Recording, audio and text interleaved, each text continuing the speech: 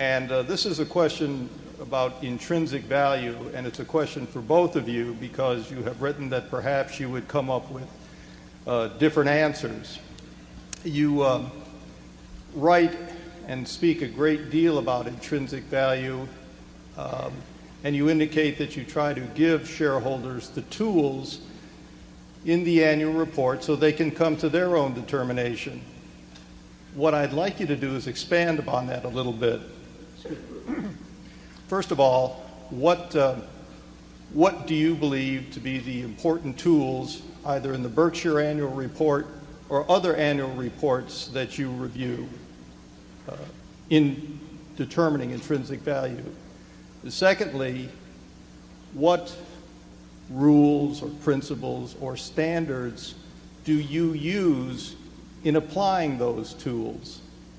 And lastly, how does that process, that is, the use of the tools, the application of the standards, relate to what you have previously described as the filters you use in determining your valuation of a company? If we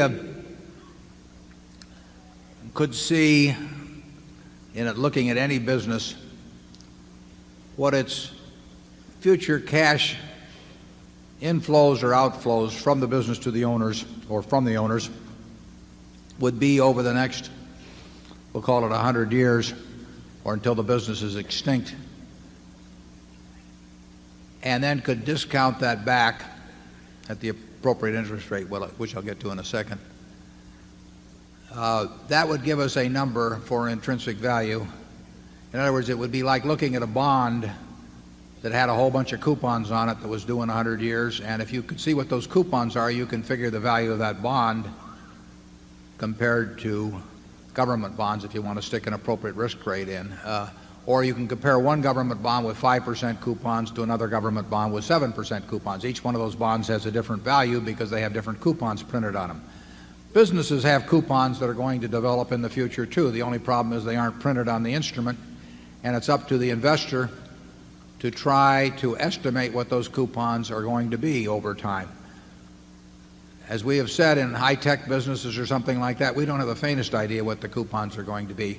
When we get into businesses where we think we can understand them reasonably well, we are trying to print the coupons out. We are trying to figure out what businesses are going to be worth in 10 or 20 years.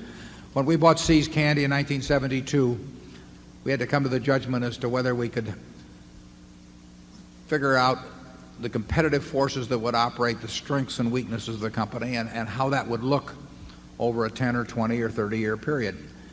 And if you attempt to assess intrinsic value, it all relates to cash flows. The only reason for putting cash into any kind of an investment now is because you expect to take cash out.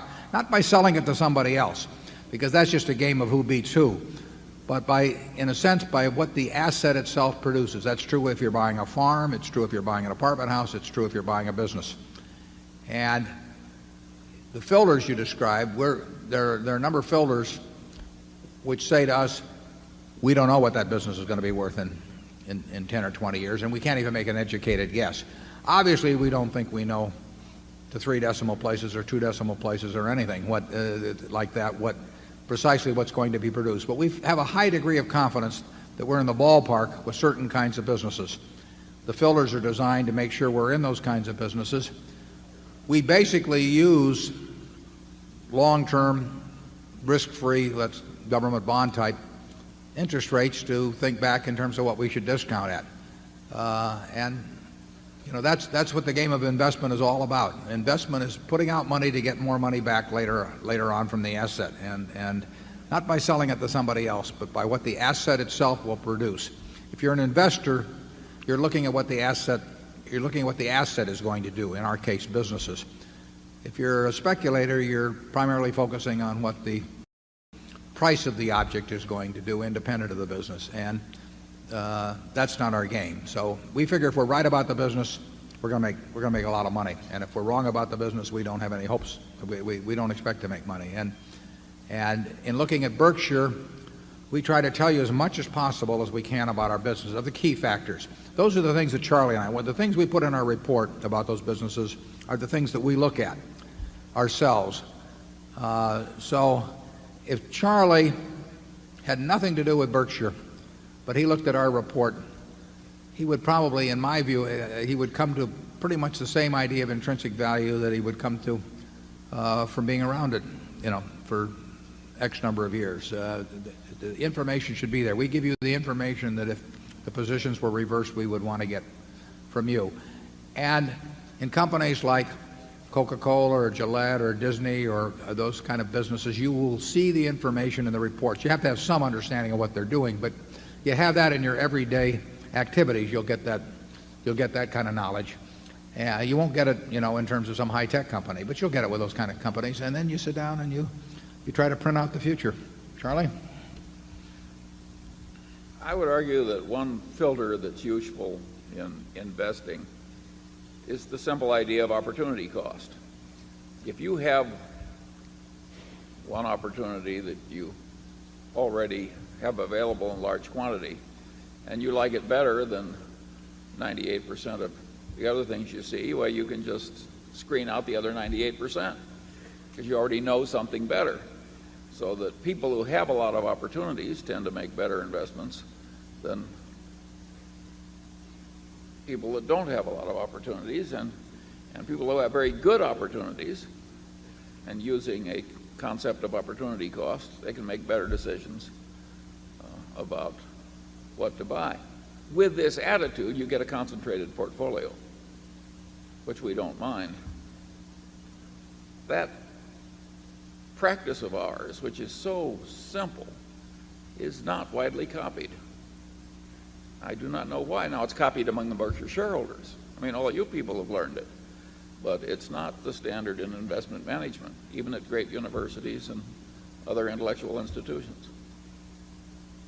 Very interesting question. If we're right, why are so many eminent places so wrong? There are several possible answers to that question. Yes.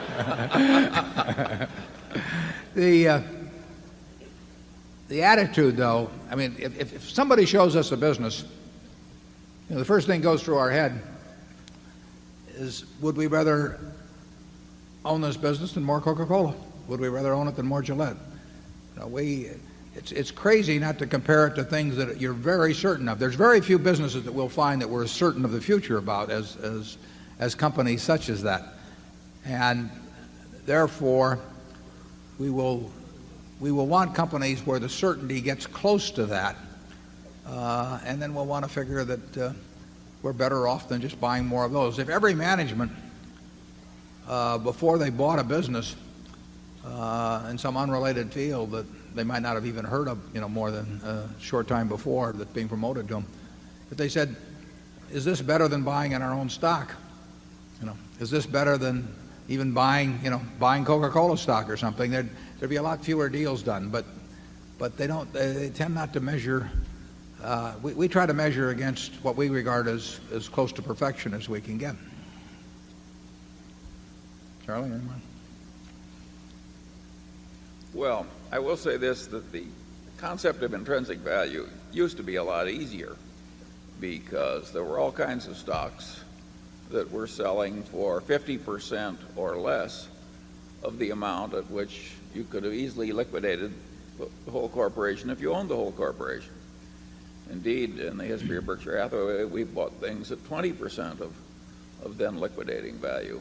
And in the old days, the Ben Graham followers could run their Geiger counters over corporate America, and they could spill out a few things, and you could easily see, if you were at all familiar with the market prices of whole corporations, that you were buying at a huge discount. Well, no matter how bad the management, if you're buying at 50% of asset value or 30% or so on down, you have a lot going for you. And as the world has wised up and as stocks have behaved so well for people that stocks generally have gone to higher and higher prices, that game gets much harder. Now to find something at a discount from intrinsic value, those simple systems ordinarily don't work. You've got to get into Warren's kind of thinking. And that is a lot harder. I think you can predict the future in a few places best if you understand a few basic ideas that come from a good general education. And that's what I was talking about in that talk I gave at the USC Business School. In other words, Coca-Cola is a simple company if it's stripped down and analyzed in terms of some elemental forces. When Charlie it's not hard talks to understand Costco either. You know, I mean, there are certain fundamental models out there that do not take. You don't have the kind of ability that quantum mechanics requires. You just have to know a few simple things and really know them. When Charlie talks about liquidating value, he's not talking about closing up the enterprise, but he's talking about what somebody else would pay for that stream of cash too. I mean, if you could have looked at a collection of television stations owned by a Cap Cities, for example, in the early to 1974, and it would have been worth, we'll say, 4 times what the company was selling for.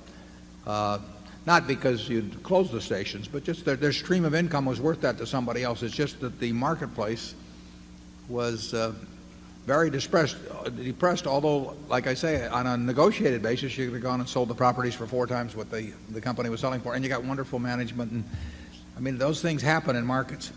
They will happen again.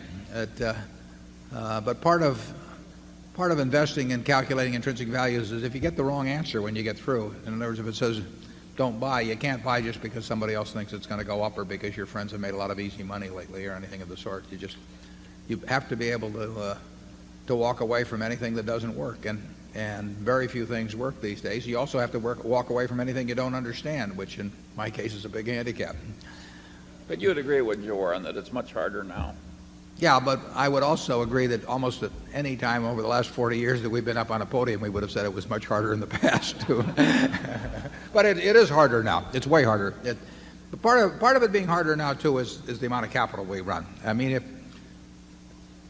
we were running $100,000, our prospects for returns would be, and we really needed the money, our prospects for return would be considerably better than they are running Berkshire. It's very simple. Our universe of possible ideas would expand by a huge factor. We are looking at things today that, by their nature, a lot of people are looking at, and there were times in the past when we were looking at things that very few people were looking at. But there were other times in the past when we were looking at things where the whole world was just looking at them kind of crazy, and that's a decided help.